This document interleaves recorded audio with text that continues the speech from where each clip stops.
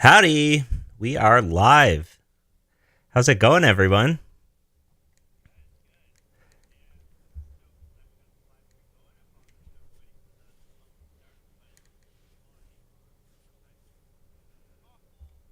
Yeah,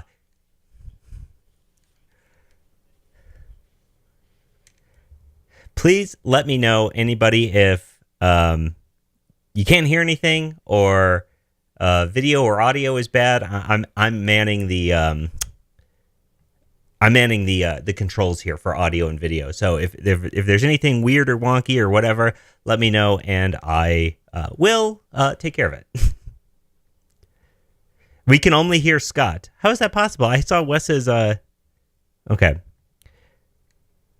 I saw Wes's text coming up. Sorry guys. This pivot was a difficult pivot. All right, talk now. Check. Can you hear me? I think we should be able to hear you soon. Here's Scott. Okay. Say hello again. It's delayed, so it takes forever to figure out. Okay, there we go. We good. Okay. I'm seeing the bars go. All right, well let's start it up again. Yes. Welcome everybody. Thanks so much for coming out to the live stream. Apologies for the technical difficulty. Every time we do a live stream, we try something a little different. And last time we did Riverside, which is awesome because you bring people on very easily, and we like that. But the quality was just awful. And we tried it again, but it was just like 120p. And we had Riverside and Zoom running at the exact same time, and the Zoom was crystal clear, and the Riverside was so blocky, so we couldn't figure out what was going on. Yeah, which is funny because this is the exact setup right now with Zoom that Caitlin and I use for our code drop. So it was almost set up this way to start, and then we shifted to Riverside, and I got rid of all the Zoom stuff, and then now we had to pivot back. But we good, and we're here. You would think by now we would have live streaming down, but very soon I think we're going to have it down to a much greater degree. Yes. All right. Should we introduce Caitlin? Yeah. So, if you guys have not followed along to any of the Level Up Code Drop live streams that we've been doing, you might not have ever met Caitlin. Everyone is Caitlin Bloom. She was the marketing manager for Level Up, but now she's joined us at Sentry, and she's going to be working on Syntax. So, do you want to just maybe give a quick who are you? Sure. Yeah. Thanks for that intro.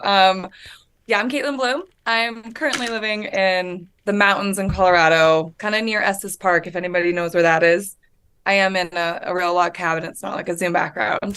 But I used to work for a coding boot camp, and I attacked Scott being like, hey, can you come on and do a live event with us and talk about imposter syndrome? And he said yes. And that was kind of the beginning of our friendship. Then slid into his DMs and asked if Level Up needed any help. And he said yes. So I've been helping him with Level Up for the past year and a half-ish. And then now I'm just here. Excited to be here. I'll just kind of be sitting, listening. These guys are way more interesting than me. So I'll be quiet. But yeah, excited to be here. Yeah. And to be when you hit me up about marketing manager, I had just drafted like a marketing position notion that I'd already posted on Indeed, and I was like looking at that very second. So it was so perfect timing, and it's worked out really well. So happy to have you here on the team, Caitlin. And if anybody's gotten a tweet with some codes sprinkled into their DMs on Twitter or reply, that's Caitlin's been at the helm of that. So we are we'll be the code fairy now. Yeah, the code fairy. We'll be doing all sorts of giveaways throughout the course of this live stream. We have a ton of fun stuff planned. We're going to be doing Stumped, where if you followed along on Syntax, you'll know that Stumped is our game where we ask JavaScript and CSS and HTML interview questions. And if you get it right, I think we're going to be giving away some big prizes for that. We're going to be giving away codes. We have, at this very second, 181 codes that are still active to give away. We have saved. Actually, I'm sorry, I said 181. I hit refresh on the page, and it's 153 because Wes is dropping them like crazy. I didn't. I dropped 3 so far, but you know what happened is Scott. We'll have a whole episode on how the system works, but The way that it works is that you put your code in and it locks the code, and then you have some time to figure out your billing address, because people stress out and put the wrong billing address, and then they email you and say, I freaked out and all that stuff. So I'm saying by experience, because when I sell stickers, people spaz and put the wrong address in, and there's a lot of like work to update stuff. So we're like, let's just lock the code and then give people as much time as they need to enter their address to ship it to.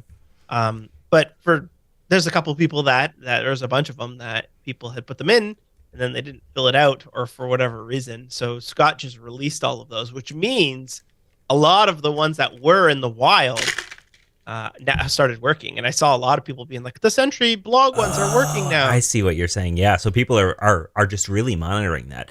And it's wild. Yeah. I had the very fun idea of attempting to unlock the codes as like a big thing, celebration on the Zoom. But like right before we were going live, Wes was like, that's probably not a good idea. And I realized Scott shows me like a database query. He goes, does this look good? And I was like, brother, it looks good, but you cannot just run it and hope for the best with the database query. But that's what he did, and it worked out. We didn't have a lot of time. To give people some background, we started working on this coupon site like less than a week ago, and it's pretty full featured. In fact, once it's open source, you'll all see it's pretty sweet. But we have a full admin section. We have a lot of like tools that have been made it really easy for us to do things like lock and unlock the codes. So it has been like a fun little like, how quickly can we make this? And because of that, it's really truly felt like cowboy coding in the truest sense, right?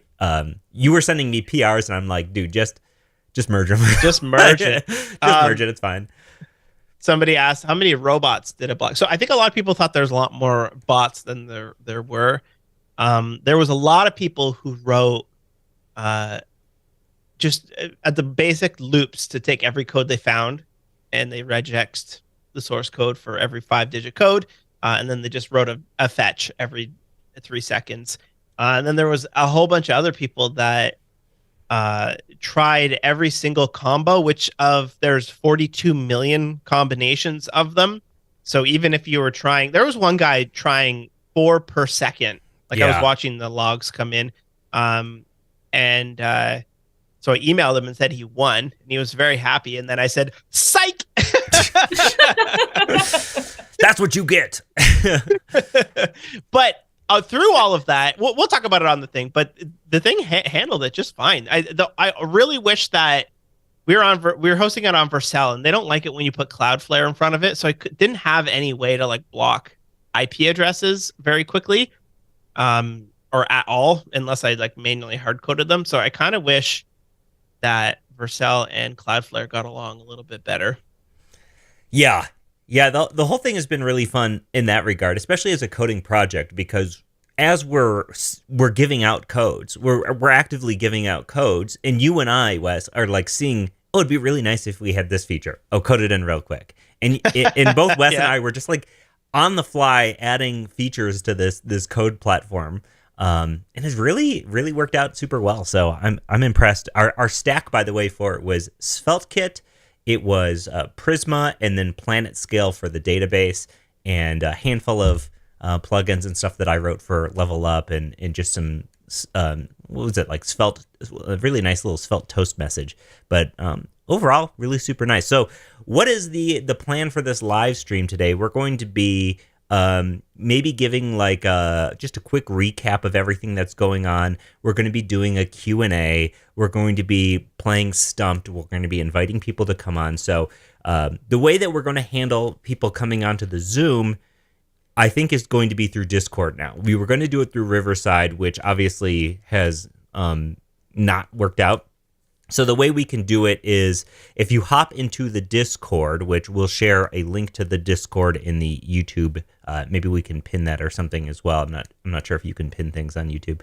But you can hop in there, and I'll DM you a link to join the Zoom. That way the link doesn't get out. You can join the Zoom, hop on, say hi, do your Stumped question or your Q&A, whatever, and then we can go on. We also have some fun, obscure questions from Syntax. There's some like Syntax not lore, but like syntax history stuff that we might be asking people that give you an opportunity. If you've listened to all the episodes, you'll have a chance to win some prizes that way. But for the most part, we're going to be just having fun and hanging out. Exactly. I'm pretty excited for it. Yeah. So let me get that link to the Discord to pin here.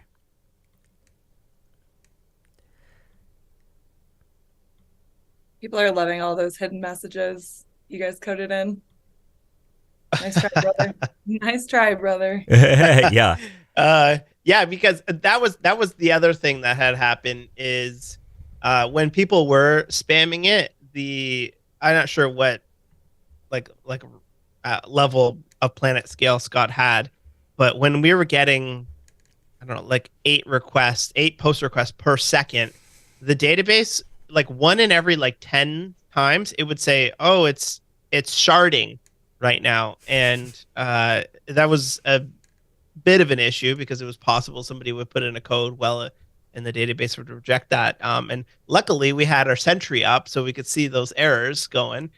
So what I did is I jumped in and I quickly said, okay, before we even do a database query to see if this is a legit code, there's some things we can do. We can check. We had an array of all the codes. So we just checked if it's in that array, saw if it was 5 characters or not, and then you could just reject those right away before you even make a database. And as soon as we deployed that, the database stuff solved itself. Yeah.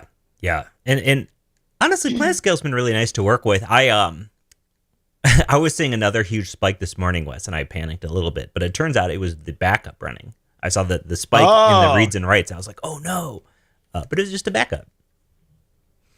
Awesome. What's the room on the Discord that there's too many rooms in here. I pinned it at the room. That's it. Well, we have a 600th episode giveaway room. Let's do that. That's where I've been chatting.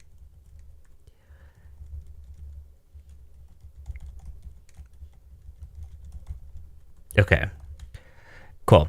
And Matthew M laughs at me laughing at sharding, which honestly I feel like they could have come up with a better name than sharding.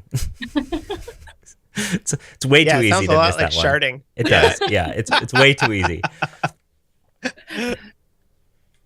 Oh, that's great. All right, so what are we doing first here? Are we doing Q&A? Let's do some Q&A while people who want to do the Stumped come into the room. What do you think about that? Perfect. Okay, so listen up, everybody. If you have a question or if you have an answer for us as well, just drop it in the YouTube chat, drop it in the Discord chat, and we'll answer it. If you would like to come on Stumped and have a possibility of winning we got a bunch of decks and Yeti cups we can give away for those ones. Yeah, I think yeah, for a successful answer, we should give away a deck, maybe depending on how many we do. Yeah, you get a shirt, a deck, and a cup all Correct. in one. So if you come on, you gotta get your camera on, you gotta do the audio, but we'll ask you a question about coding, and if you can get it, then we'll give you a prize pack. Do you think before Q&A, for people who might not have caught the news, and maybe you're just hearing about this for the first time on the live stream, because we haven't even said anything, Syntax is joining Sentry at Sentry.io. They've been a longtime sponsor of Syntax. It's a service that Wes and I have been using both for a long time. And when they approached us, it was really... It just felt right the whole way through, but most importantly, the big message was we get to maintain and keep Syntax as it is, but we also get to do way more. We get more resources, we get to be freed up, we get to expand it in all kinds of ways, but at the heart of it all, the Syntax podcast is not changing. Now, if you're a long-time Level Up Tutorials fan or user, because this YouTube channel that has a Syntax logo on it right now, you might be wondering, well, what's going on there? Well, Syntax and Level Up Tutorials are kind of merging in a way where all the Level Up Tutorials content is going to become free, and the Level Up Tutorials YouTube is going to now be the new home of where we'll host video podcast stuff. We're going to be doing more live streams like this, more video podcasts, more video in general, and it's going to happen right here. So if you're a fan of the Syntax podcast and you're not subscribed to this channel, go ahead, hit that subscribe, smash that bell, all that stuff that the YouTubers say to do, and then you'll get Syntax in your YouTube inbox.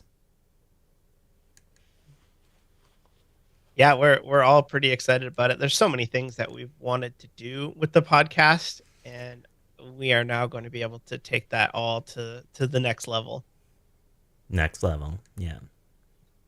Someone says, I apologize if I hiked up your bill. I think I was trying 2K codes per second for a period before I gave up. So I did not see at any point 2,000 per second coming in the log. So must have. I think Vercel has some sort of DDoS protection at their level, but definitely did not see those coming through the logs. I was looking at it today, and there was, I think we did about 3 million requests.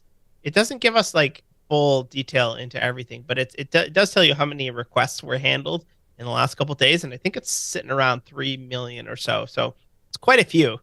Wow. Yeah. But those are not just coupon. That's like favicon JavaScript. So like every time you load the page, there's 8 or 9 requests for different assets on the page. So divide that by 10. Yeah. Well, we want to get into this Q&A. Yeah. Let's see, what do we got here?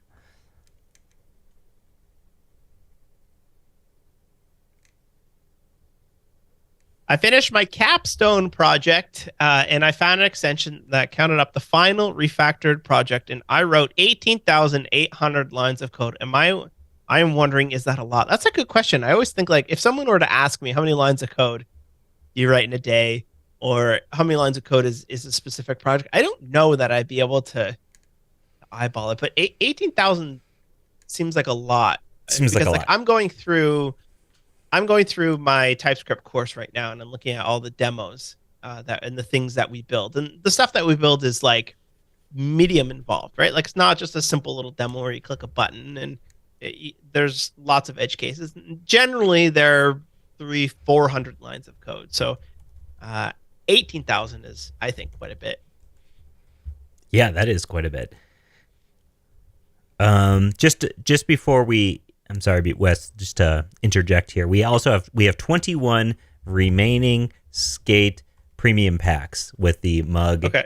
So just a heads up to everyone, there are 21 remaining of those, and there's 131 t-shirts available still. And to be clear, the 21 also includes the t-shirt as well. I think it sounds like people would do anything for that skate deck.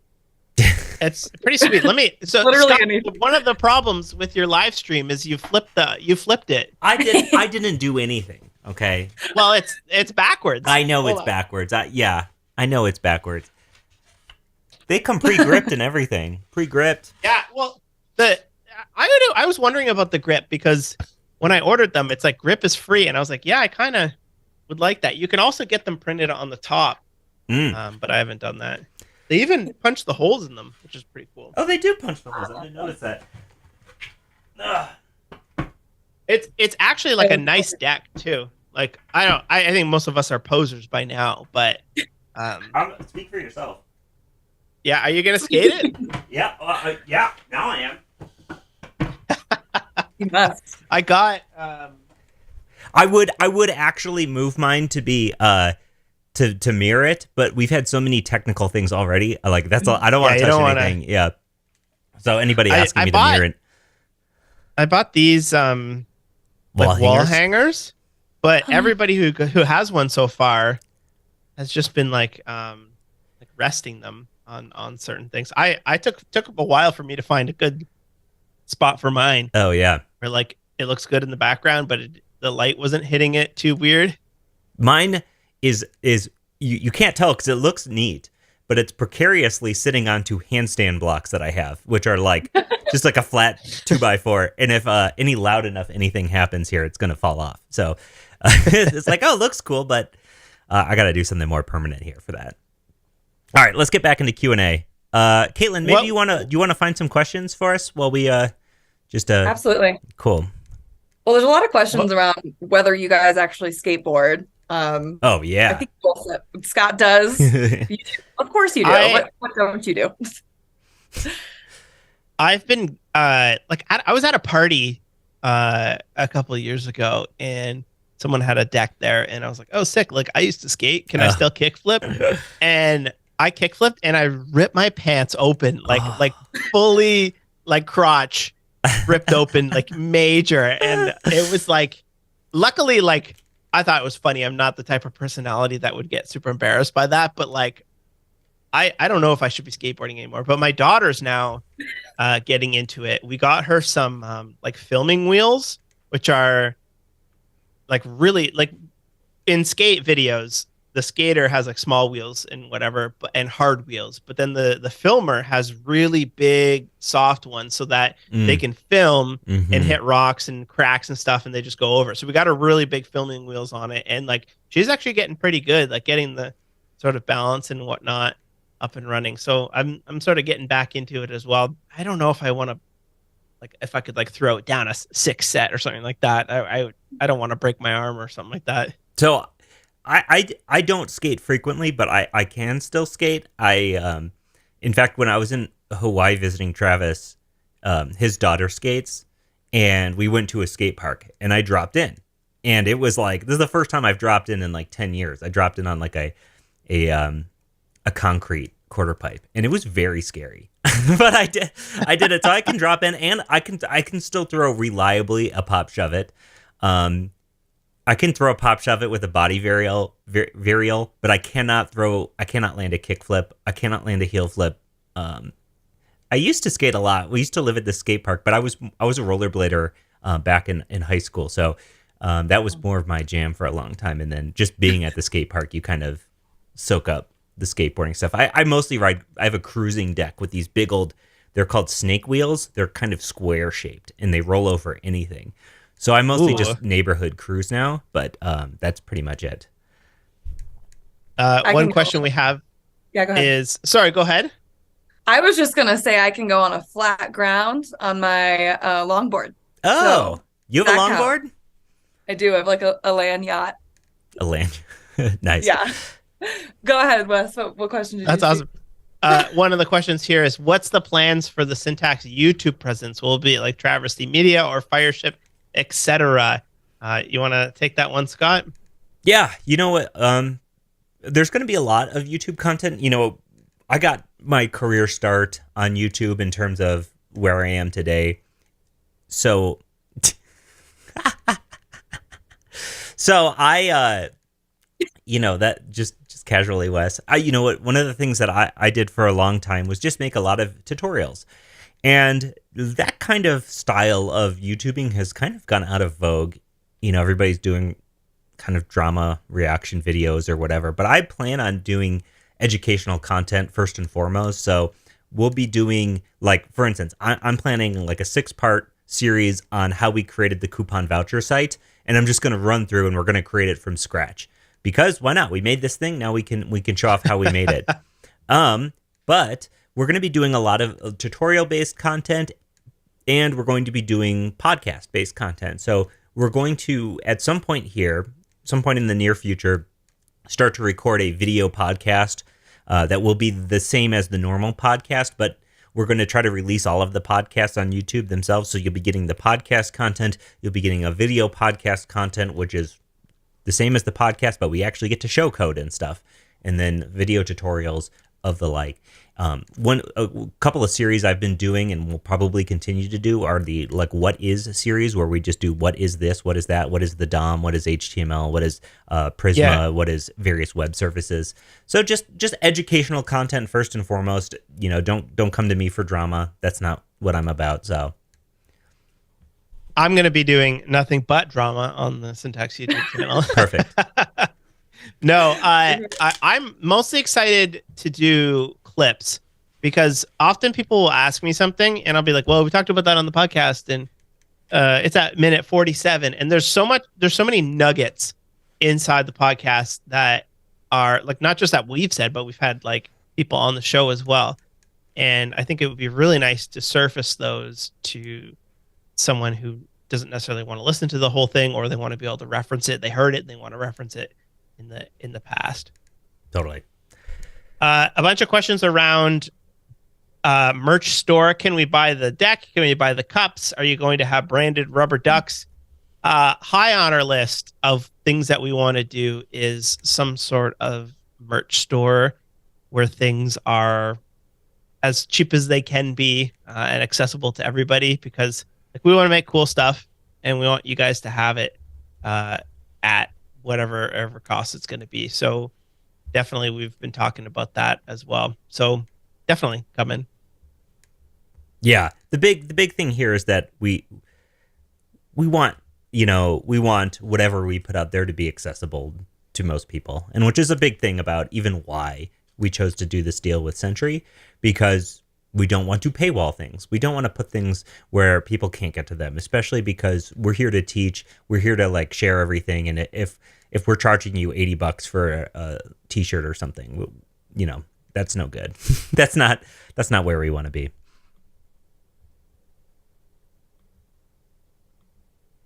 I saw a question in here before and I lost it, but it was around, Scott, your feelings on working for a business since you've been working on your own for a long time. How does it feel? Do you have any worries? I think this is a good opportunity to talk about how like aligned Sentry and Syntax are. Yeah. You know what? For me, people might not know, but for most of my career, I've worked at companies. Unlike Wes. Wes has primarily worked for himself, right? But I've worked for a 12-person sized agency, 12 people. I was one of 2 developers there. I've worked at a 30-person agency where I was one of 6 developers there. I've worked at a 3,000-person sized agency where I was one of who knows how many developers there. So I'm certainly I'm not new to working for a larger company with goals and all that stuff. But, one of the core things about this agreement with Sentry is that we're getting to manage and work on Syntax. I'm not working on Sentry. I love Sentry as a business and a company and a product and all that stuff, but we're not working on it. We're working specifically on Syntax. So the amount of ownership that I get to feel over this project is almost the exact same as if it was my baby. It is still my baby and Wes's baby as well, but like it's still like direct control over the project. So honestly, it feels different. It feels like I have the ability to have a real impact on something that I'm building and working on and growing. But at the same time, you end up having this security blanket of a larger company that has resources, and I'm not having to worry about the bottom line 24/7. One of the big concerns I always had with Level Up tutorials was balancing the type of content that I wanted to create with what type of content makes money. And I never wanted to pigeonhole myself into being like, oh, I'm only going to make the tutorial courses that are going to make me the most money, because that's certainly not going to keep me interested. And I'm at my best teaching when I'm really excited about things. So being able to be excited about the tech you're doing and all that stuff is, where it's at. That even goes for podcast episodes, is that, so we've had sponsors on all of them, and we never have guaranteed like number of listens per episode. We tell them this is generally what we get. Some of them go bananas and get 3 times. Some of them don't get as many. But you sort of feel like, oh yeah, we have to make sure that it's a good episode every single time that you have a sponsor. And it's not like we've done some like crazy ones, but now we can literally do an episode on whatever we want. And it's not like we have to say, okay, well that's not going to get the views or the listens that we would have to, because we can start exploring different types of stuff. And honestly, that's how you hit upon gold, is that you explore things and you try things, get interested in stuff. That's how I've gotten where I am in my career, is just following your nose. Yeah, right? I think both of us, right? We've both kind of just trusted our gut in most decisions. And that's really where we led us to today. Because if I wouldn't have trusted my gut and I would have said, when you first reached out to me about us having the course the same name, I could have said, F you, that's a good name for a course, and I want that SEO juice. But like my gut says, oh, it's Wes. He does great work. it'd be nice to make a friend here. And yeah, it really worked out, right? Totally. What other questions we got right here? Mono repos or multiple repos? Let's do a code question. Mono repos or multiple repos? Any preferences for things like Turbo Repo, Rush, or something else? I think Scott and I both have moved over to mono repos over the last couple of years, and it's made things a lot easier. It's also made you want to structure your code a little bit more neatly because it's not such a big deal to throw it into a secondary package. So a big fan of that. I'm using Turbo Repo on my own mono repo right now. NX is another good one. We had them on the show. Rush is the the Microsoft one? Yeah, Lots of good tools around it. Yeah, you know, the Rush stack. That's Microsoft. Yeah, it's funny because every time I look at Rush's documentation, I'm like very confused about how intense that project is, and so it looks like it's not for me. And I really truly think it is for bigger, more enterprisey code stacks because people in those universes seem to really love it. But for me, like, man, a PNPM workspace setup is like mono repo gold because it's so easy to set up and it takes no effort. You don't have to have any dependencies. You just have PNPM and it handles everything. And to me, like, I remember when I was first getting into Lerna or any of these other ones, it felt like very difficult to commit to. With the PNPM one, it felt very not difficult to commit to and so effortless to get going. So that's where I'm at. Our Level Up tutorial site is a mono repo with private and public packages, which works out to be very interesting considering we have a private mono repo but public sub packages. So we use Git submodules, which everyone told us not to do, but let me tell you, they're fine. You know, isn't that weird, Wes? Like, there's so many things in dev where people are just like, don't do mutable, don't do two-way binding, don't do X, Y, and Z. But then, like, sometimes they're like those kind of hard rules are really not that great, you know? Exactly. Yeah, I agree. You got to be prepared to break the rules sometimes, and those aren't even. Yeah. How do you two handle conflicting? Okay, how do the two of you handle conflicting opinions about syntax? I don't know. We just talk it out. I don't think we ever really have major disagreements on like how things should go. We generally just kind of both say how we feel about something and figure it out. I don't care that much. Scott, I think Scott is the same way. What do you think? Yeah, we're both reasonable people, and like, you know, I don't think like I've never been mad at Wes, so that's like pretty amazing for like a partnership of this long, right? I mean, I've been in a band before, and like over the course of like 4 years in a band, there's like points where you're like angry at each other, but like just like a band, like I've never been like mad at Wes, and if we disagree on something, we're really good at like just, all right, this is how I think. Oh, this is how I think. Okay, yeah, okay, yeah. I think both of us are flexible enough where it doesn't matter.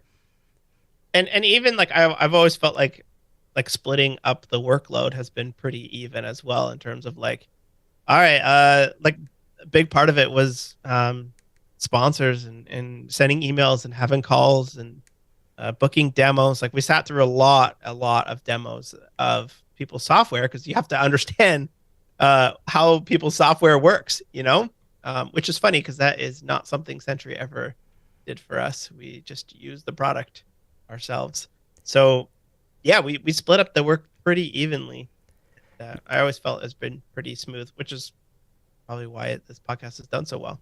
Yeah, right. Like I've never felt like, you know, at any time, the only thing I've ever felt about the workload has been like, ooh, I'm maybe like very tired right now. I'm not getting any sleep. The kids are crazy. Let me tell Wes like, hey, dude, I'm not at my best right now.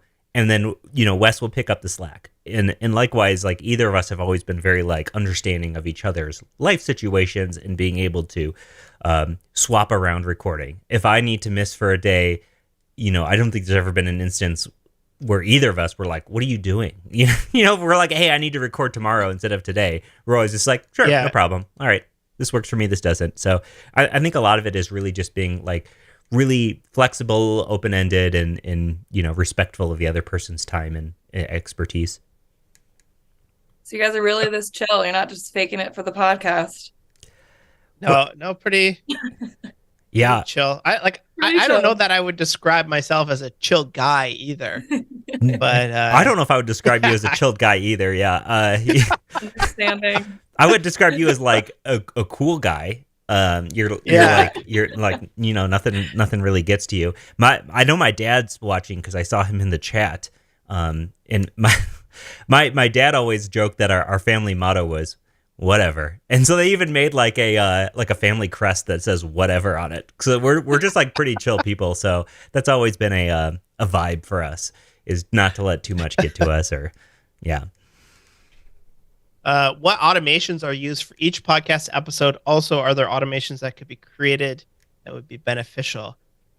I don't know that there is a ton.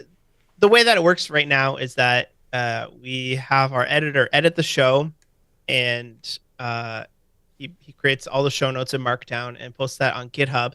And then there's a timestamp in the show notes. And as soon as that timestamp is in the past, then it comes available on the website.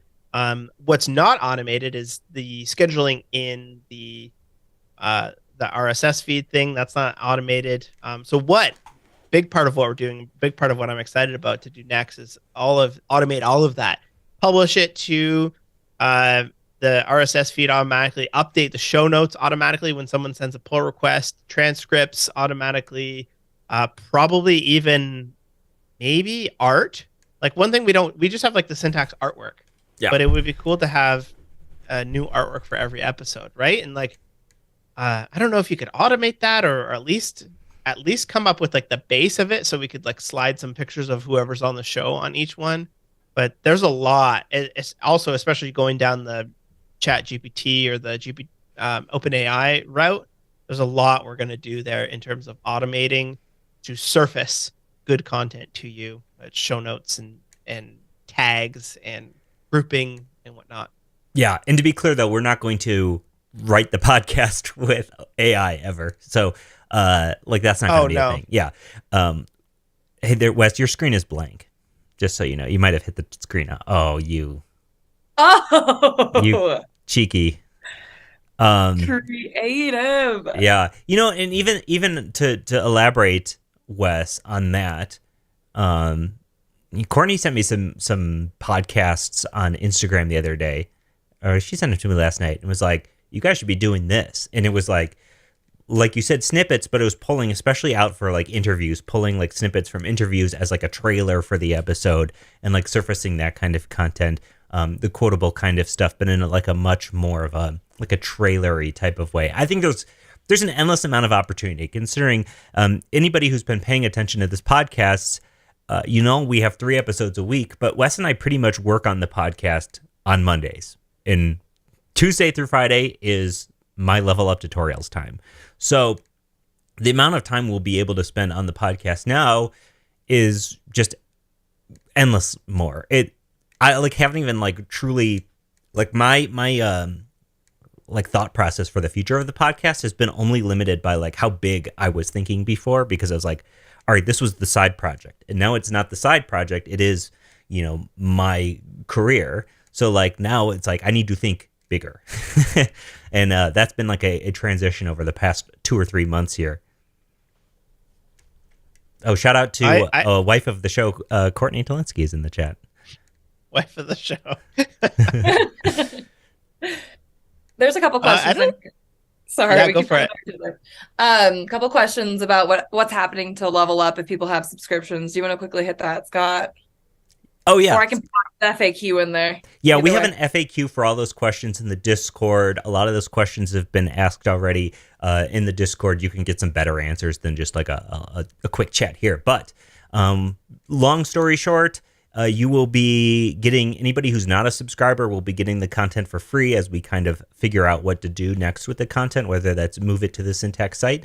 But the people who have already paid for a year will be getting like Sentry vouchers, of which we can discuss.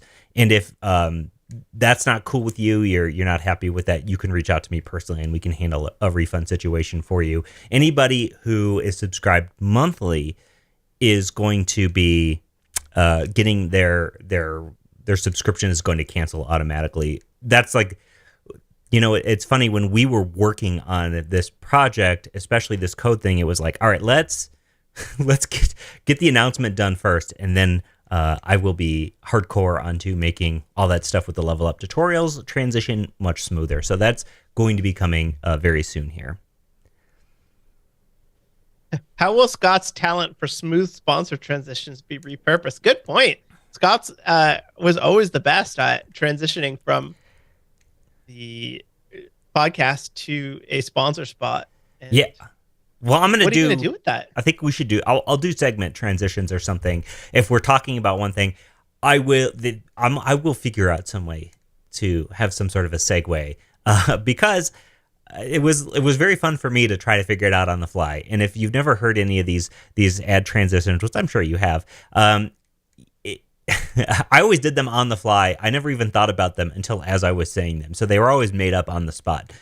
I don't think I'll have any problem making up more things on the spot to do segues. I'll just have to find fun new ways to do it. Man, this is fun. I've been flashing the codes on the screen, and I just flashed one in the reflection of my phone, and somebody got it. That's fantastic. Oh, all right. Should we bring some people on for some stump questions? Yeah. Well, maybe let's have anybody have one more really good question, and then we can do stumped questions. Yeah. Anybody have a really good question here? Anybody at all have a really good question? I forget. There's two questions around the origin of syntax. Is that good enough? Yeah, we can tell that again. What's the exact question? We have one in Discord and then one here. The one in Discord reads, tell us a bit about the origin of syntax. Yeah. We've told this a few times, but real quick is Scott and I had both released. I released a course called React for Beginners, and Scott, I don't know, 6 months later released one called React for Beginners. And I said, hey, can you not call it that? And I emailed him and he's like, oh, sorry, of course, I'll change it. So he changed it to like React for Everyone or something like that, which was really cool of him. So I was like, all right, well, and then a little bit down, we said, hey, do you want to start like a mastermind, which is like a weekly meeting or every other week, something like that, where you just like get together for an hour and chat about like what's working, what's not working. So it's me, Scott, Joel from Egghead.io, and Josh Owens from sorry? Yeah, he had done a book, Discover Meteor, and he was big in the meteor scene. And there's also Todd Motto was in it for a hot second. Oh yeah, I forgot about that. And yeah, we would just meet and chat and whatnot, and it was awesome. And then after about a year of doing it, we kind of like got what we wanted from it, so we sort of wound it down. But like Scott and I always had like the same humor and like to just chat and like show each other things that we're working on. So we're like, let's just start a podcast. So I think we just like riffed on it for like a whole year before we even started. Right? Yeah. And you know, I think I got a message from Josh. He wanted to start a mastermind group, and I got a message from you, and you wanted to start a mastermind group. And I don't know if you'd already talked to Josh, but we were like, oh well, let's all just combine these things. And it was funny, the same week that you guys reached out to me, I had just gotten declined from another mastermind group that I had actually interviewed for. There was like a YouTubers mastermind group, and it was just YouTubers. All about like growing YouTube channels, and there was one open spot because somebody had left, and there was like 3 people interviewing for it, and like I thought I killed that interview. I was the only web dev in the group. I was like, I can fix all of your personal site conversions, like, or your speed. You know, I can debug performance stuff on all your personal sites. Like, I know what I'm doing. My channel's already big, and then I got declined for it. I was so upset about it. I was like, dang. And then, you know, it all just works out, right? So probably for the best I got declined for that one. Somebody asked, how are you liking SvelteKit, Wes? I love it. It's not my first time in SvelteKit, but like I wouldn't say I'm experienced in it, and I was able to jump in and do absolutely everything without very much Googling at all. All the server side stuff is just JavaScript functions, right? It just worked great. And then all the client side stuff, I think like I had to like look up how to do an else, like how to change one of the if statements to an if else. And other than that, like it's pretty simple. Like that's a thing about knowing JavaScript is you can get up to speed in any framework in like a day once you are good at JavaScript. Yeah. All right. Do we want to get into Stumped here? Yeah, let's do it. You want to bring someone on? Yeah. I'll get a question going. Okay. I will get somebody on. If you would like to participate in this, there's an opportunity to win the Skate Deck pack. We're going to be doing questions here. We're going to be doing, these questions will be JavaScript, HTML, CSS, GraphQL. We have a whole bunch of things. First person on will tell us what kind of question they want. Okay. So let me pull up my. Do you have the because we're doing this powered by ChatGPT. It worked really well for the show. Do you have yours fired up so that you can ask the question? I got it ready to go. Cool. So if you would like to participate in this, head into the Discord. The Discord is pinned at the top of the chat on YouTube. We have a room that's the 600th episode giveaway. And if anybody would like to hop on, raise your hand in the 600 episode. Just say, I would like to hop on to Stumped. And then I will shoot you a DM with a link to this Zoom channel. So that way we can get you on without inviting trolls or anything into the Zoom room. Wes, do you want to talk a little bit about our prompt for this, maybe, while I... Yep. So the prompt is, we did this on the last Stumped, and it was fantastic because it will give us questions and we can ask it for harder or softer, easier. And it's awesome. What was the prompt here? You are a game show host that asks web development interview style questions in order to try and stump the players. You'll ask questions on difficulty levels intermediate, expert, and obtuse knowledge. You will also ask questions on the topic of HTML, CSS, JavaScript, TypeScript, Node.js, Deno, React, Svelte, GraphQL. You will ask questions on the categories syntax, data types, functions, objects, arrays, loops, conditionals, and more. Each time you give us the difficulty, the category of the question, and the answer. Give us one question at a time. Okay, I have invited someone on, and they will be hopping on. I sent him the link. Hopefully he can join here, and if he can't, we will figure this out. Having multiple monitors for a live stream is crucial. I have like 1,000 things open right now. Yeah. I know. I do too. I have my on my laptop. If you're ever wondering like why I'm not looking at the camera, it's like I'm like acting as producer right now. Wrangling things. Okay, so the Lee Wise, are you coming on? Let's see. Let's see. Yeah. Make sure he knows he has a DM.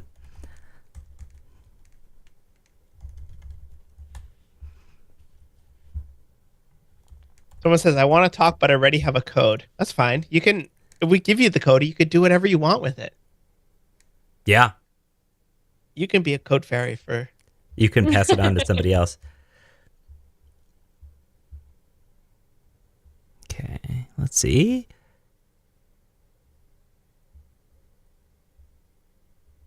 Someone said, I joined a little later. Who was with you? Are they from Sentry? This is Caitlin.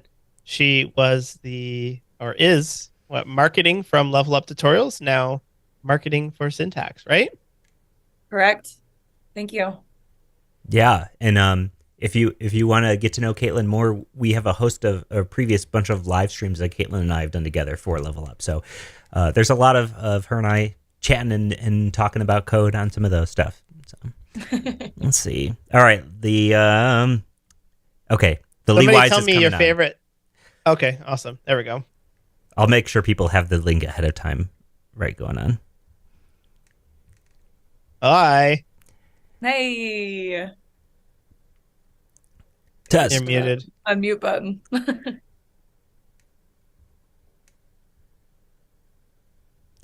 Test, test, test. No, you got your Zoom muted, Lee. All right. Yeah. Hey! There we go. There we There go. we go. How's it going? Hey. Hey, Wes, I'll you handle want- bringing other people on so you can handle the question Okay. for right now. All right, so we got Lee Wise. How you doing, Lee? Doing good? I'm doing good. How about you guys? It's exciting. Yeah, we're doing great. What are you a web dev? What kind of question do you want? Yeah, let's do CSS. Okay.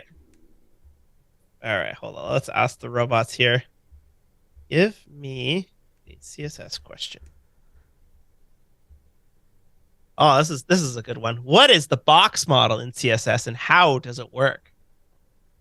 Oh, I don't know if I know how to articulate it. Like I understand it, like the idea of it includes the padding, the border, the content, not the margins, right? Unless you modify it. Was there something else that I'm missing? I think that's it, right? Maybe Right, just the Scott? idea of how everything flows, on top instead of in line. I don't know. I think that's beautiful. Yeah. Yeah. Let's see what the robot says. The box model is the way that CSS calculates the dimensions of an element. It consists of the content area, you said it, padding, you said it, border, you said it, and margin of the element. So you said it is or isn't. I guess it is included because it defines on how much space it takes up. The content area is the actual content of the element, while the padding is the space between. Yeah, we know what padding is. Awesome. What do you think? I think that's a winner. I think that's a winner. Let's get him a deck. Yeah. Yeah. I will. Here you go. I'm passing it through the camera. I will DM you a code in just a minute here. Forgive me. I'm DMing like 8 people right now, trying to get everyone next in line. But thank you so much for hopping on and taking that question. And you will see a code from me in just a minute here. Awesome. Thank you, guys. Thank you. All right. DB Cooper is next. And he'll hop on whenever. I'll make sure the next one hops on, or at least already a little bit sooner. I'm orchestrating DMs here. If you can pass anything off to me, I'm here. Oh yeah, that's a good point. Maybe I can have you sprinkle the codes. We'll see. Yeah, you keep track of who's who and who's won and all that. Okay, I can do that. Yeah, that's a good point. Then I don't have to do the codes at this very second, which probably not great. So we have DB Cooper should be coming on. Let me make sure that he just send like 8 people. I have been Zoom already. link. Yeah. Oh yeah. Oh, okay. And DB Cooper, if you're not popping on, it looks like he's joining right now. I've told people that you're number 3, you're number 4, whatever. So we have people ready to go, but trying to prep people to make sure that everybody kind of knows without getting bombed on the Zoom. Oh, he's having connectivity issues. Okay. I will bring on Coder Kyle.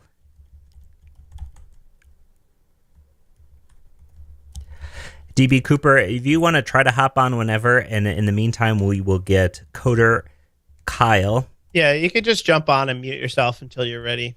Yeah. That's to everybody who has the Zoom link. Okay.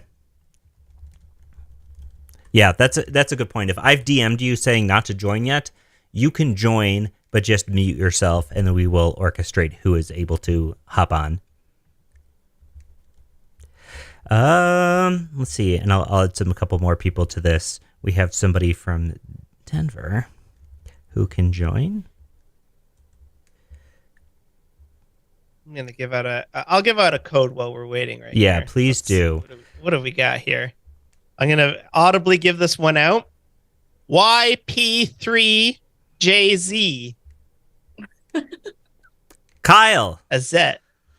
Hey, how's everybody doing? Great. Hey, pretty good. Where are you from? I'm in Pittsburgh. Nice. Are you upset about the Penguins? I'm not a huge sports person, but I did go to school near Buffalo, so I have tons of friends who are Sabres fans.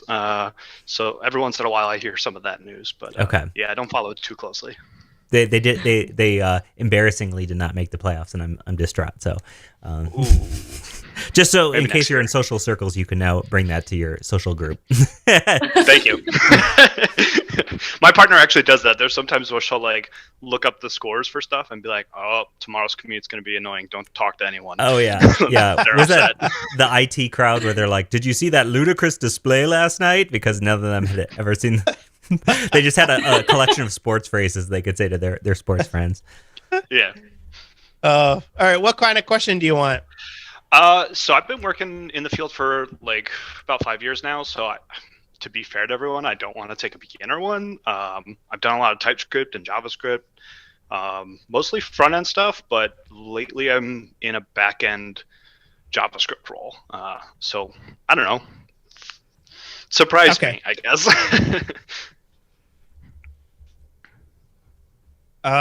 Okay. Here we go. It's funny. This is the same question that I got for Scott. So maybe we're hitting the bottom of the chat GPT well. But I'll ask it again.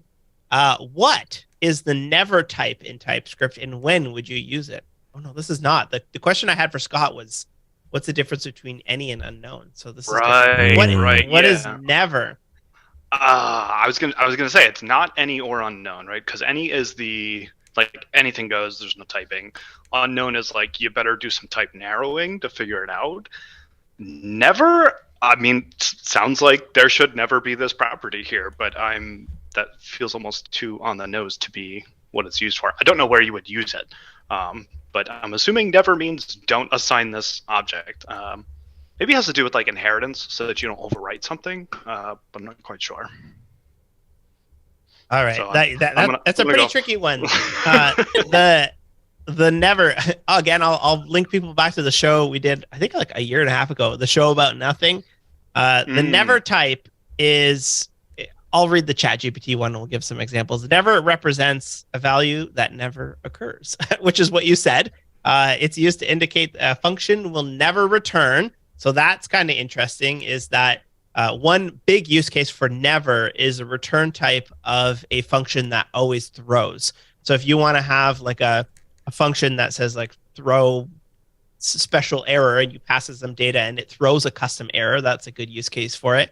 Another really good use case for it is at the bottom of a discriminating union or at the bottom of an exhaustive check, where you can return never and say this should never happen. And what is a good use case for that is, like, let's say you have an array of people on the podcast, Scott and Wes, right?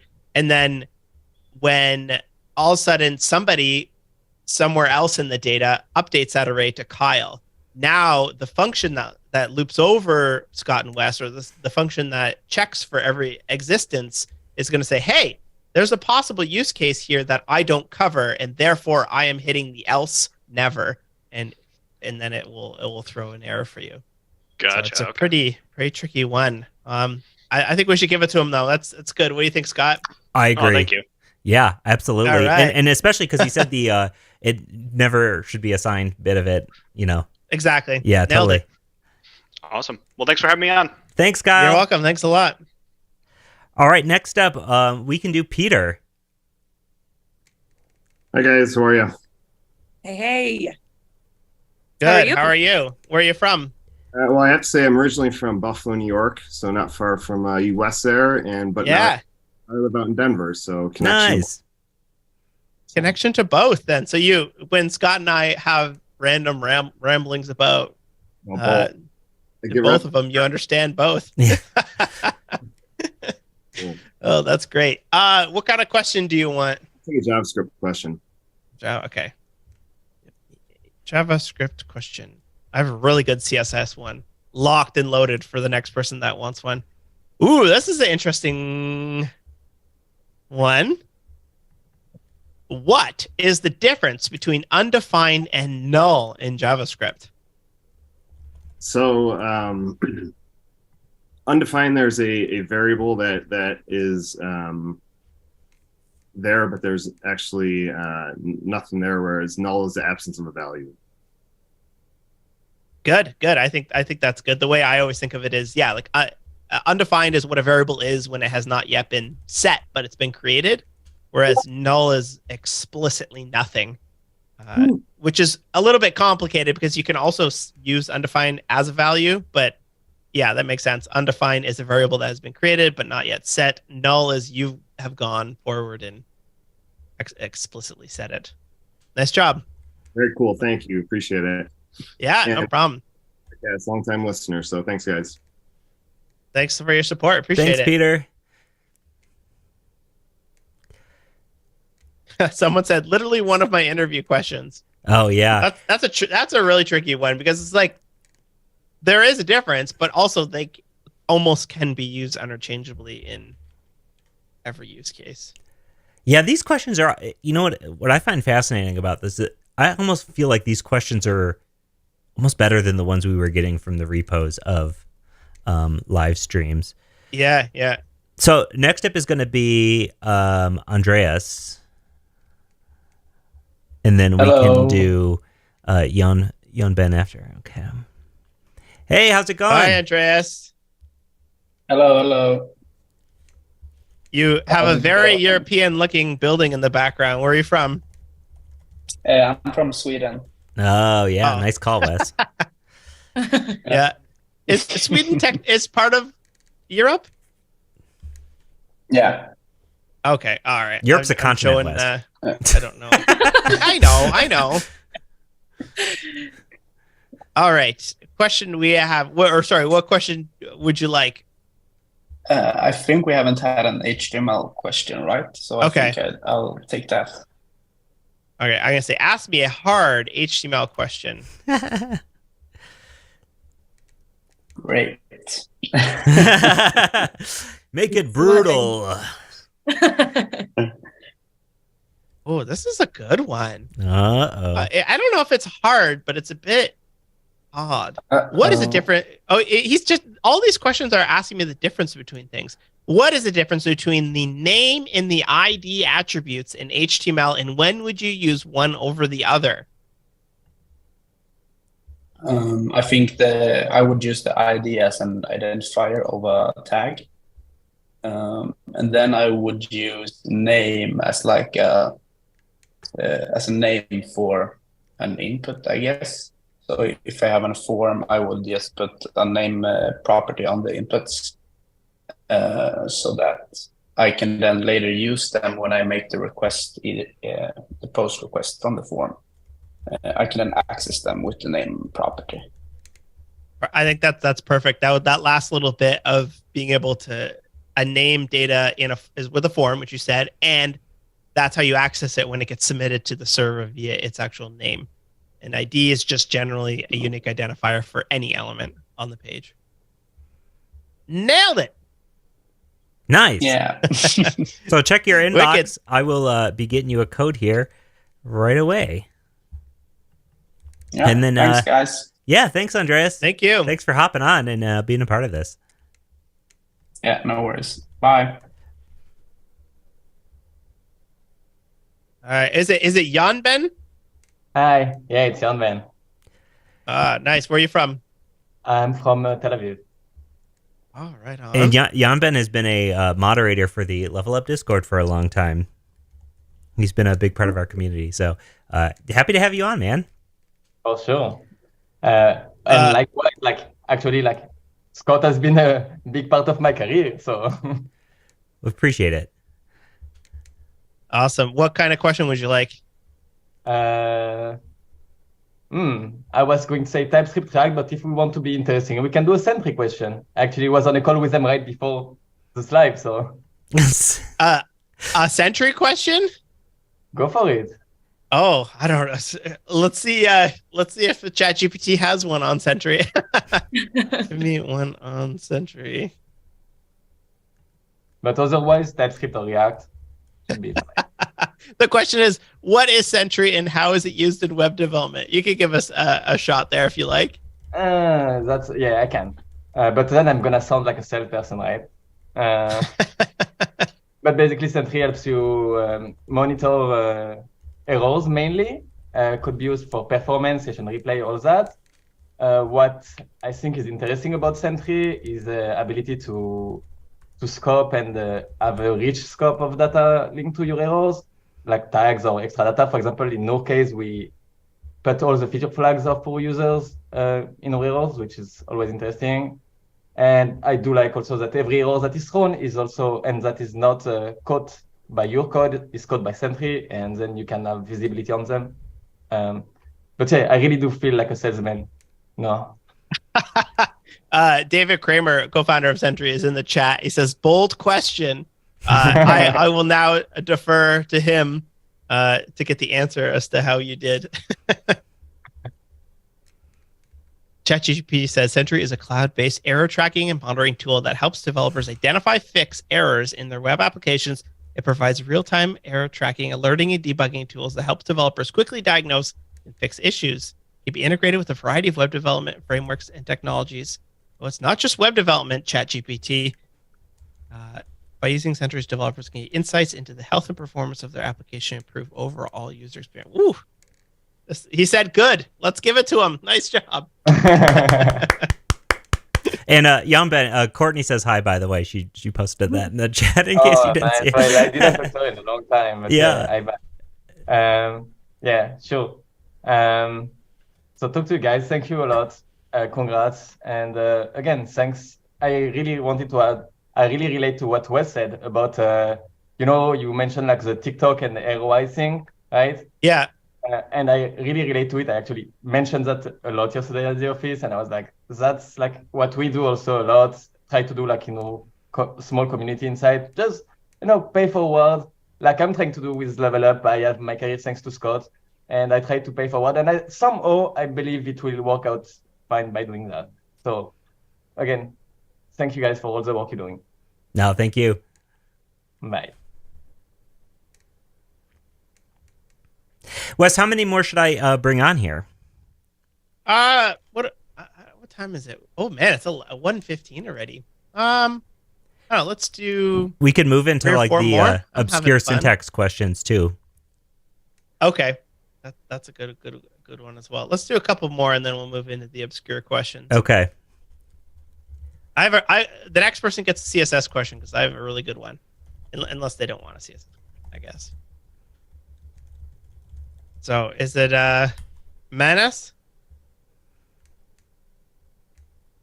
Oh wait, we can't hear you. I think you got the wrong mic selected.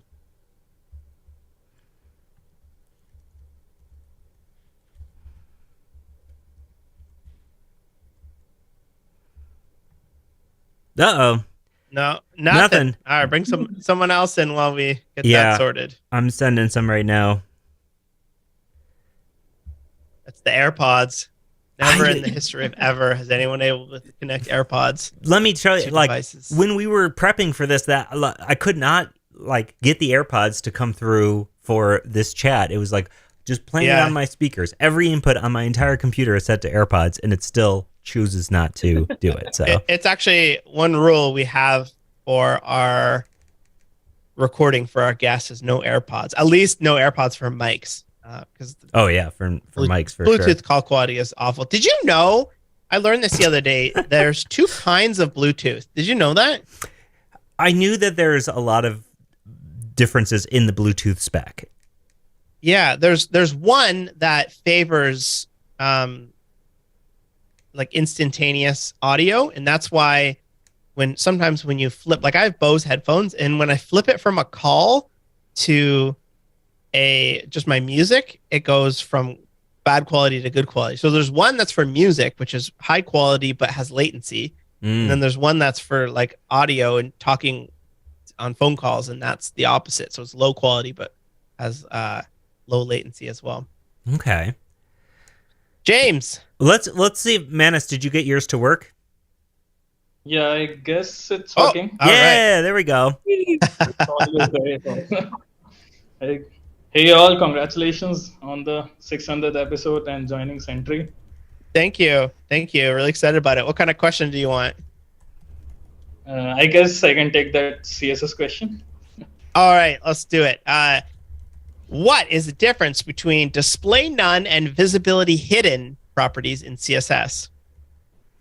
I think visibility hidden still occupies space in the layout, but display none objects don't occupy any space in the layout. But I'm not sure.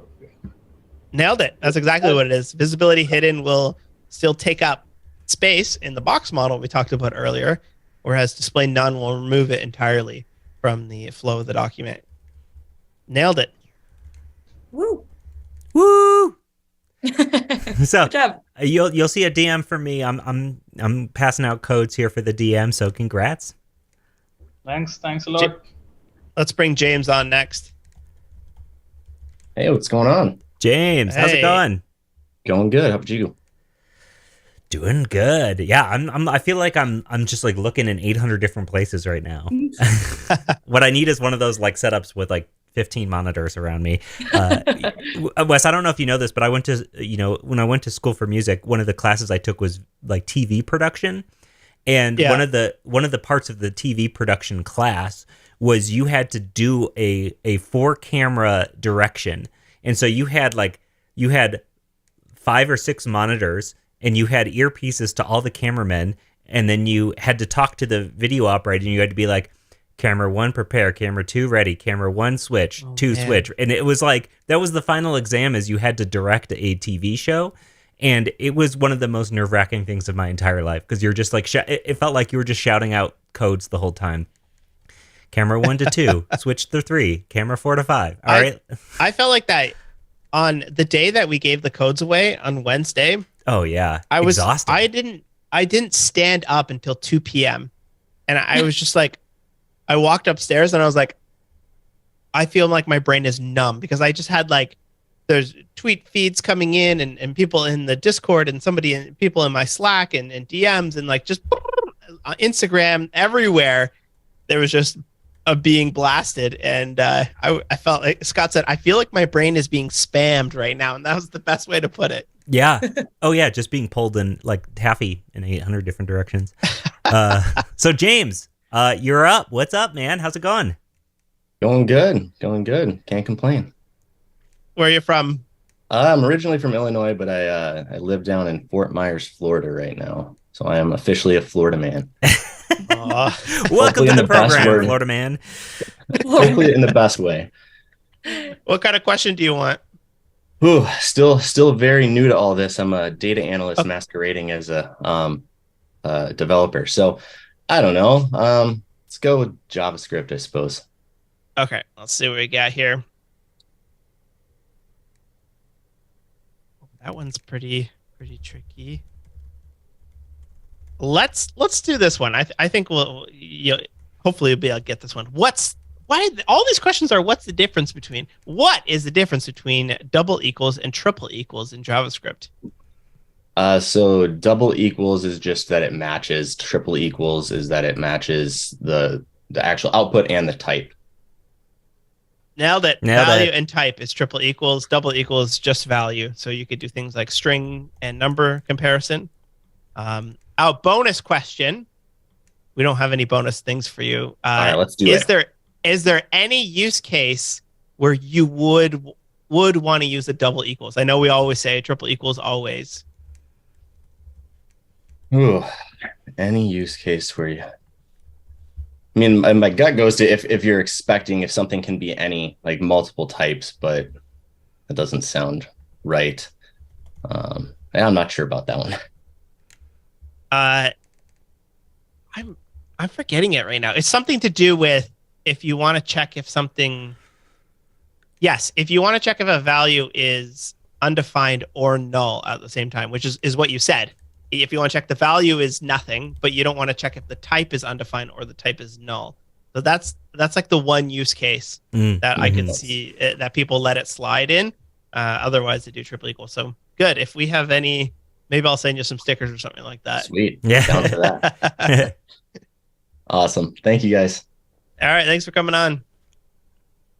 Austin, you're up next. and then we will start getting people in to answer syntax questions. So, Austin, and then Chris, and then we can that can be stumped, and then we'll move on to syntax questions. So if you think you know a lot about syntax, ping me in the Discord here, and I'll try to get you on. All right, Austin, where are you from, and what kind of question you want? I'm in Dallas. TypeScript or JavaScript? All right, let's go I TypeScript. got that question last time. Okay.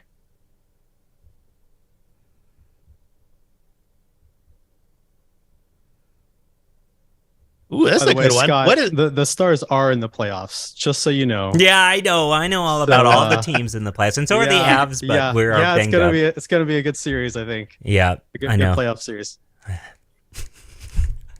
Question? I'm What distraught. is a? Sorry. What is a? All right, get your hockey talk No, over, you jocks. We're trying to talk about coding here. Okay, this is not the locker room. This is the syntax live stream. Okay. What is a type guard in TypeScript?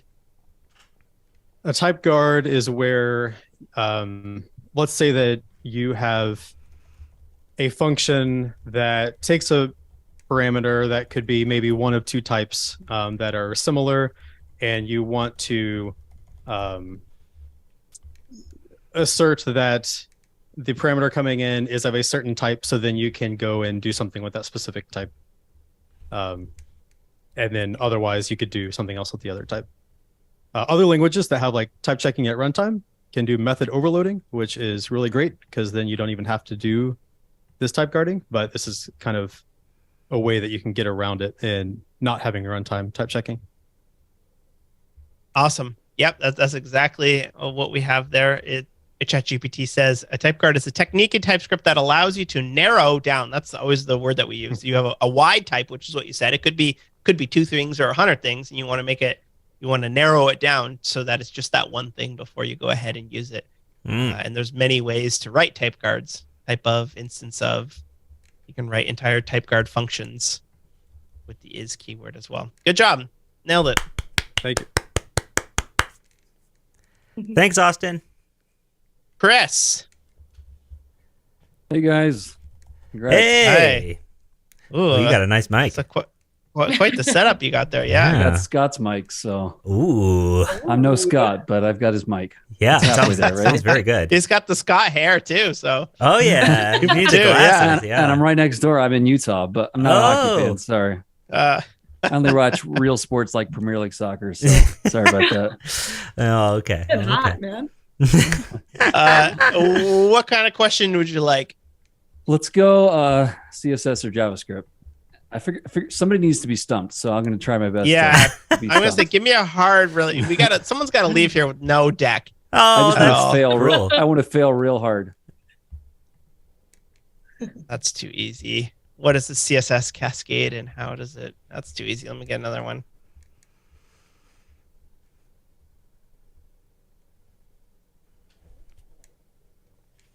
Ooh, this is an interesting one. Difficulty level really hard. Oh, wow. What is the CSS box alignment model and how does it work? Oh man, box alignment. It has to do with text, as my recollection. And you have like vertical align. I know I've used that before, but I think it has to do. It interacts with line height. At least that's the way I think I've used it before.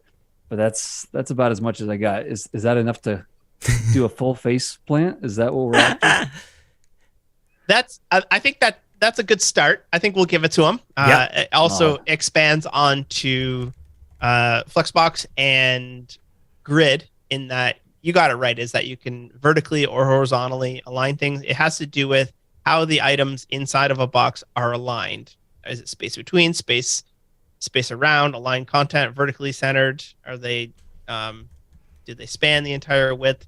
So that's, I don't know if I would have got that one because I didn't know that was called box alignment model. Yeah, I didn't know that. The only thing I that. used is like vertical line. That's what I thought we were talking about. So yeah. I feel like that's more. You just gave me a skate deck right there is what I feel like. But Yeah, Thank you. yeah. That was kind. Well, it takes a bit of courage to come on here and try to answer a random question.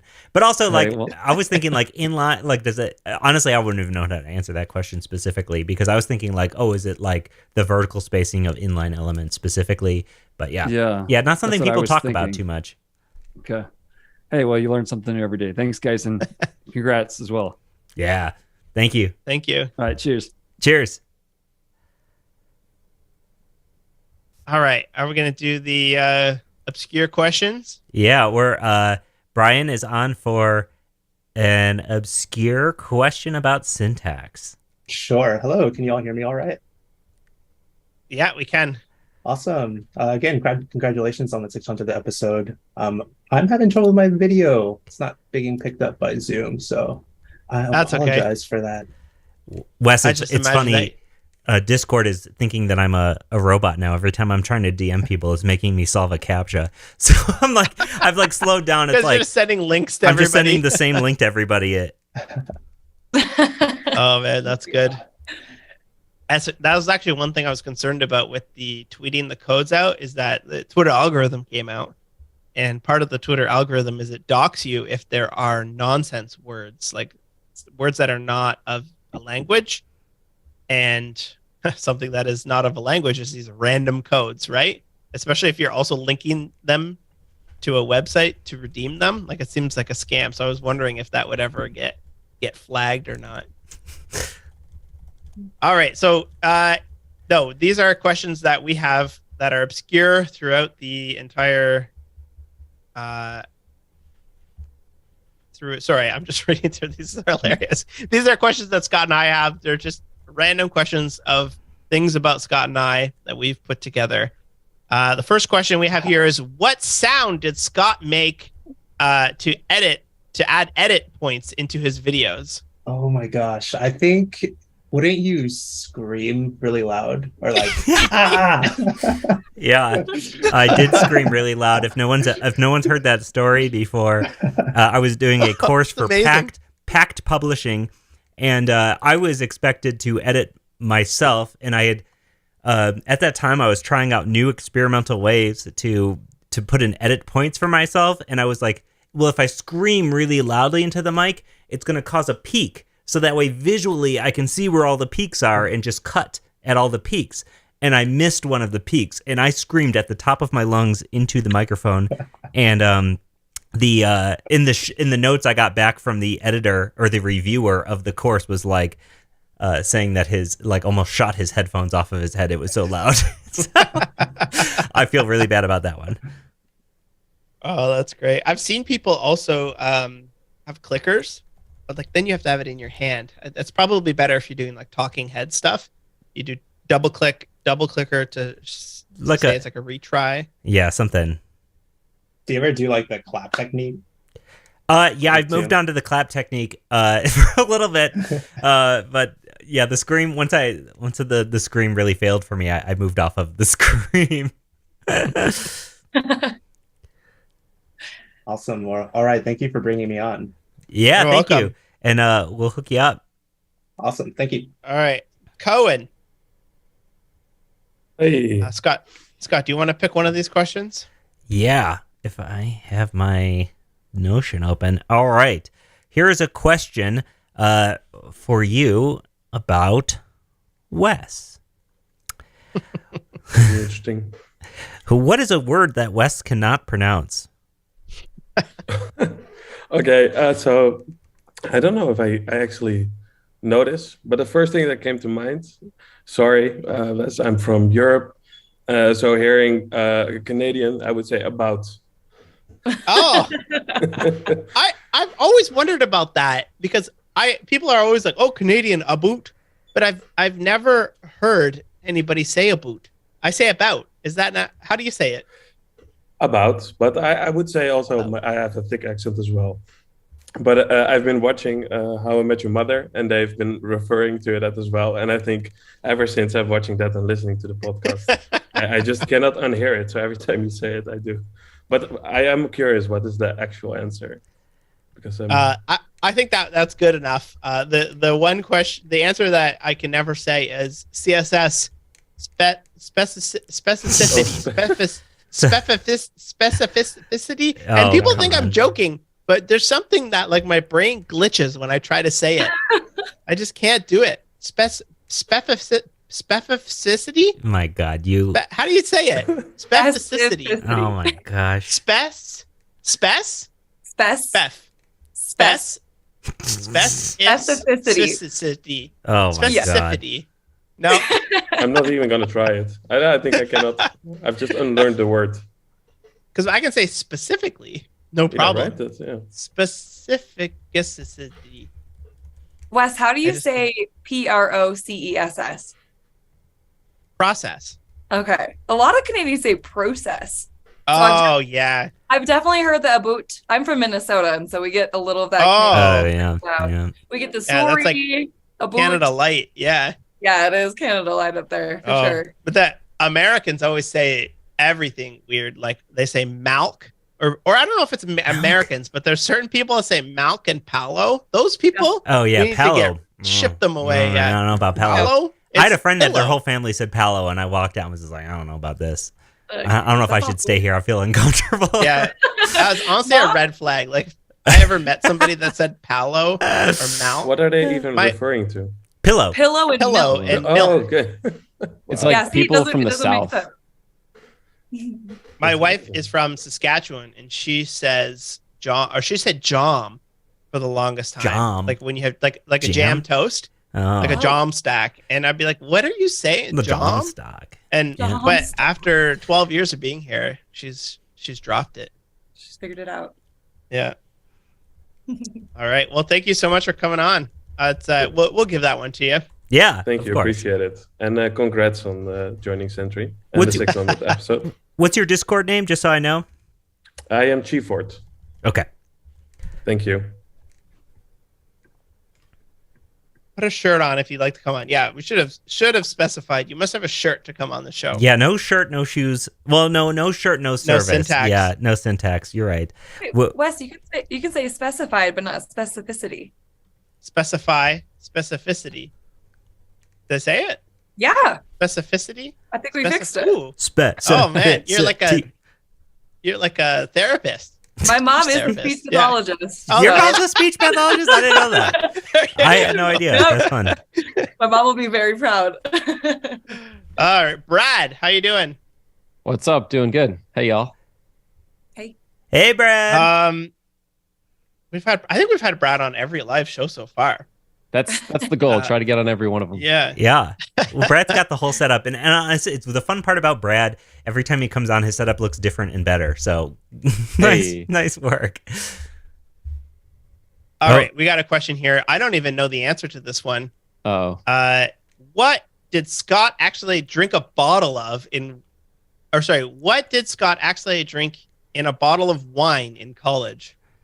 What was in the bottle of wine that I accidentally drank? Okay, what would somebody put in a wine bottle that's not wine? I gotta guess something like vinegar or like olive oil or something weird like that. Nope, it's much more disgusting than that. Okay, I remember the story, but I forget. Was it like a cigarette butt? No, it was worse than a cigarette butt. Yeah, and it's worse than a single fly. It was probably a whole lot of flies, maybe like 30 plus. So we had a fruit fly problem at our apartment because a bunch of college kids is a fruit fly problem. And we also had wine Thursdays where we'd get a bottle of $2 Chuck back when it was still like $3 or whatever. And so we'd have a big crate full of the cheap wine. And so we would often have a bottle of wine. So now you just take a swing of the bottle of wine, whatever. And at the same time, we were having a fruit fly problem, and there was a design for a fruit fly trap made out of old wine, where once they get in the bottle, they can't come out. And I saw that bottle, I took a swig, and I was like, what is in this bottle? And it was a whole bunch of dead fruit flies. It was gross. It's like the single grossest thing that's ever happened in my entire life. And I've never forgotten it, obviously. It's just disgusting. Ugh. Yeah, that's gross. Well, Courtney calls it out. Courtney calls it out in the chat with fruit flies. I mean, that's kind of good to know. You can get the fruit flies that way, though. Yeah, it is good Nice to know. little trap. Yeah. Luckily, I have not had a fruit fly problem like that since then. So, Well, nobody has a clean college apartment or dorm room. It's impossible. This one in particular was like one of those 100-year-old houses that had been lived in by college kids for who knows how long, and it was absolutely the worst thing ever. Courtney can attest to that. So, oh man, I have so many stories. Like my college dorm was not awful, but I had some buddies that had like we don't have like frats here in Canada, but we had like just guys that would get a house together, and there's some gnarly houses. Well, thanks for coming on, Brad. And I'm pretty sure you already have a code already, right? Yeah, I'm good to go. No need to toss me anything. I appreciate it. Thanks for coming on. We're happy to see you. See y'all. Ray. What's up? Hey. Congrats, 600 episodes. Thank you. What is it? You got a whole rack in your room here? I know. It's kind of embarrassing. It's not production grade, but I want, instead of shelves, to have like a server rack, but I just don't have enough stuff. I gotta start hosting things. That's pretty sweet though. Yeah. I wish I had a rack. For no reason in particular, just to have. Come on. The cool stuff for your shelves is definitely a long time to build up. I still have just like random stuff behind me that doesn't make sense, but I've been slowly collecting it for years. I'm so jealous of your hot tip sign. I've like clicked on the link that you sent for that to get my own, but I got to come up with the design first. But yeah, it's awesome. Oh yeah. It was so actually I'm not sure if I told the story. Okay, I told the story how to get it. Yeah, it's so cool. I can't believe that it was only $100 for a cool sign like that. Yeah, because like alternatives are very expensive, but it's crazy because it's all just drop ship. Not all of them, but almost all of these like neon sign companies are just drop ship, all from like one or two suppliers, which is wild. Yeah.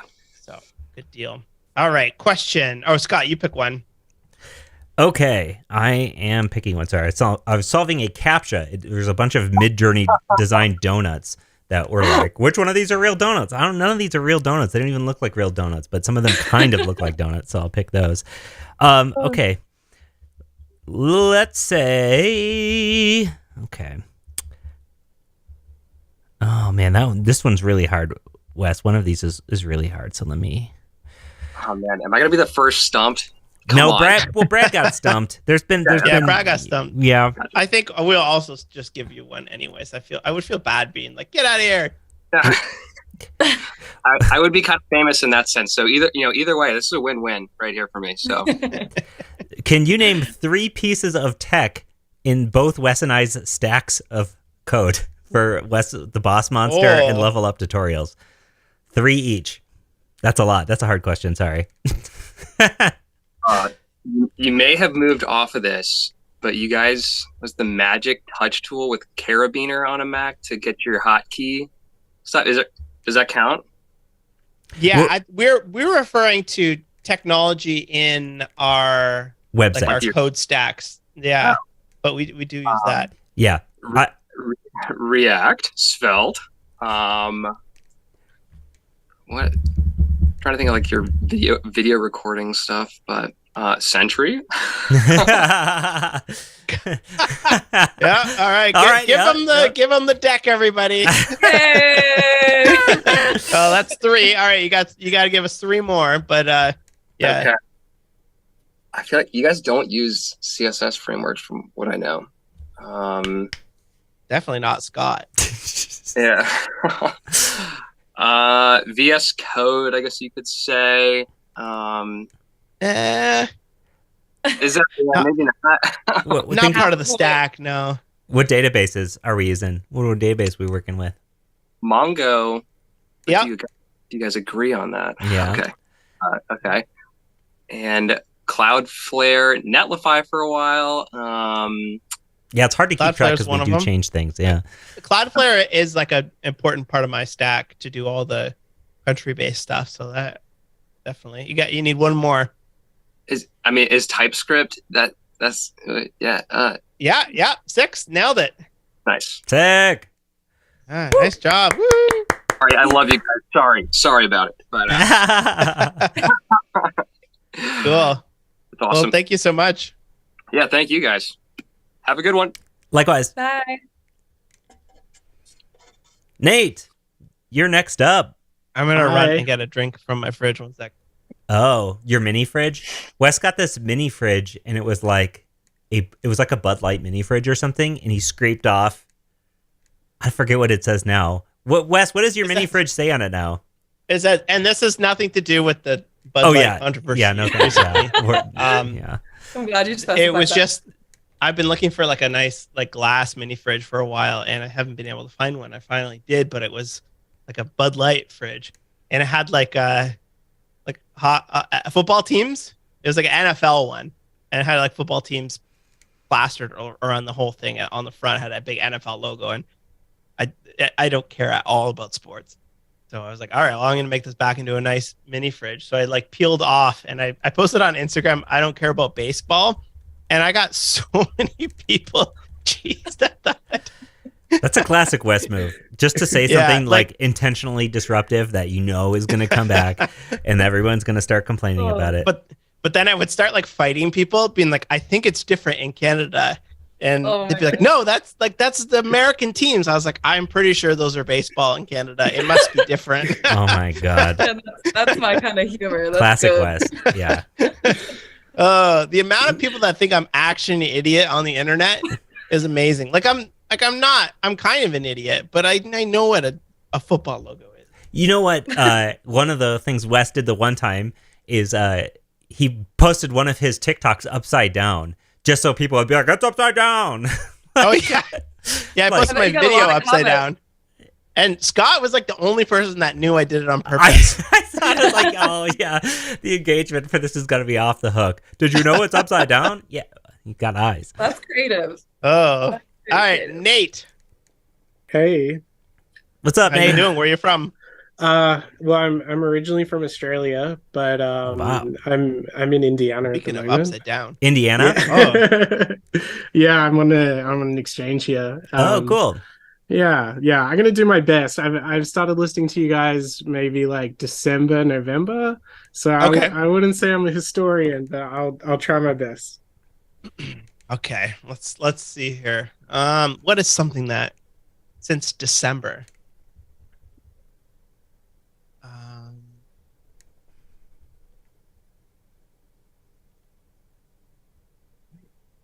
Name. I guess I stumped you guys. yeah.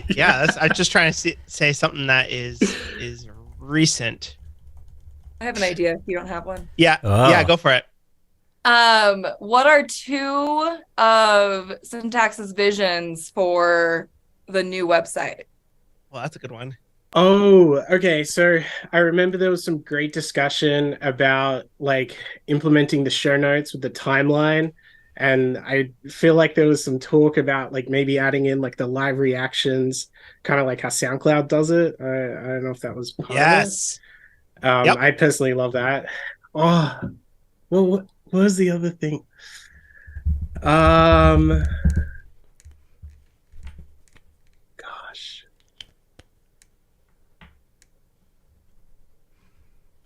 I don't know if this was really part of that. There was a lot of talk about like searching through like your old podcasts and stuff. But I feel like that's a bit vague. I don't know. No, I do remember that's like the major. That's the major thing, is being able to surface older content via search or tags or whatever. So good. I think you nailed it. No, thank you. I'm very excited about building the new site and getting into all that. Oh yeah, it's gonna be sweet. What's your Discord handle, Nate? Oh, Gecko. Okay, cool. I will get you one. Thanks, guys. Yeah, and congrats again. Yeah, this is awesome. Thanks. How are we doing for code, Scott? Let me take a look here. I just dropped 3 of them. Premium ones? No, for the remaining. Okay, we have probably about 10 or so remaining. I think 11 premium ones. And then 100 of standard. Okay, I'm dropping like 6 in the chat right now. 6 which ones? Premiums? 6, no, regular ones. Okay. I pulled them out before the podcast, so you don't have to mark them up or anything. Cool. Oh, nice. Yeah, I'm going to delay it because I want to see myself on the YouTube first. Okay. All right. What do we got? We got Michael. Michael! Should I get more people on for obscure syntax questions, Wes? Hey, everyone. Or should we change course? I think that's... Yeah, let's...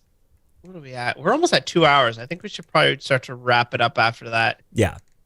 Cool. So we can have Michael be the last one here for syntax questions, and then we'll still have 10 premium ones to give away throughout the rest of the day here, which is exciting. I'm dropping them like crazy now. The premium ones? Or No, just normal? not the premium ones. The normal ones. Okay.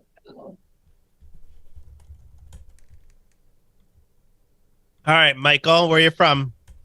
I'm from Australia. It's 2 in the morning. Oh my gosh. And I put a shirt on for you.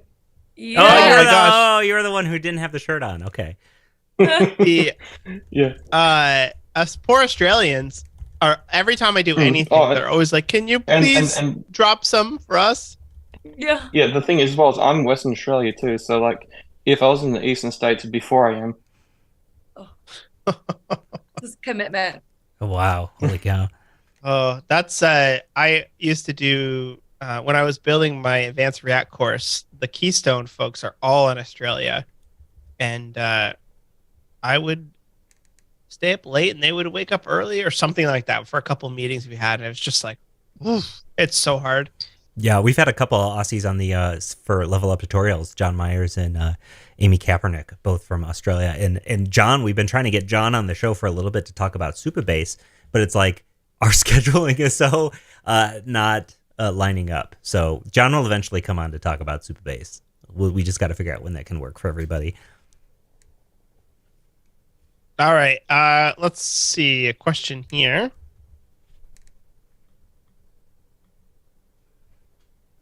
What technology was Level Up Tutorials initially built on?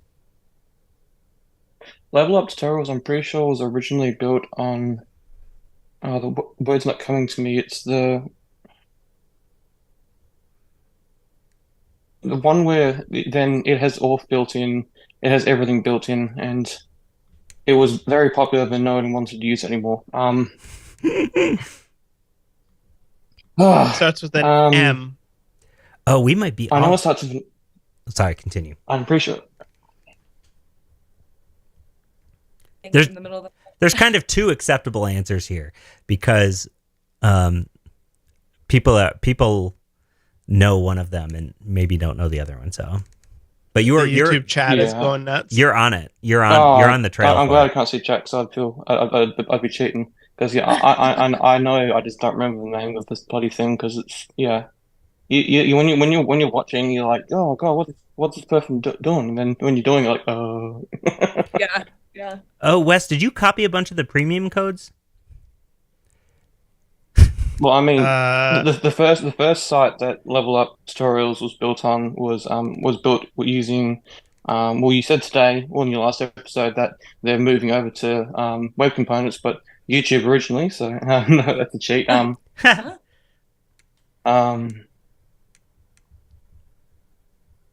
No, I literally know the technology. I just don't know what they call it.